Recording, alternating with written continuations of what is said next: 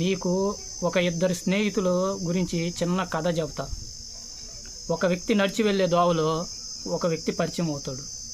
వాళ్ళ పరిచయం నెల రోజులు స్నేహంలో ఎంతో విడదీయలేని బంధంగా మారుతుంది.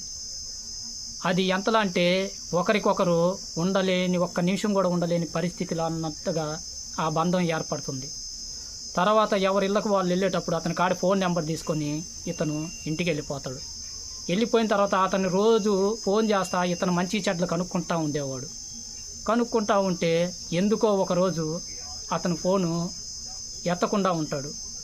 ఎత్తకుండా ఉన్నందుకు ఇతను ఏమని ఆలోచిస్తాడంటే, రోజు నాకు ఎత్తి ఎమ్మటనే సమాధానం చెప్పేవాడు, ఇప్పుడు ఎత్తి సమాధానం చెప్పలేదు, నాకంటే మంచి స్నేహితుడు ఎవరన్నా దొరికారా, నన్ను దూరం పెడుతున్నాడు, అసలు ఇతని ఆలోచన ఏంది, అది ఇదని అతన్ని కొద్దిగా దూరం పెట్టడం మొదలుపెట్టాడు. ఇతను మటుకు అతను వర్క్ అయిపోయిన ఎమ్మటే సాయంత్రానికల్లా అతనికి కాల్ చేసి అన్నీ కనుక్కున్నాడు. వాళ్ళ నెల రోజుల స్నేహంలో ఒక గంటలో, ఒక అరగంటలో, ఒక పూటలోనే కొన్ని ఆలోచనలకి మధ్యలో దోవ అనేది ఏర్పడిందనమాట. ఏర్పడటం అతనికి అతని మీద మెల్లగా ఉన్న నమ్మకాన్ని తగ్గిస్తూ వచ్చేసింది. నమ్మకం లేని చోట కాడ నిజం కూడా నిలబడలేదు.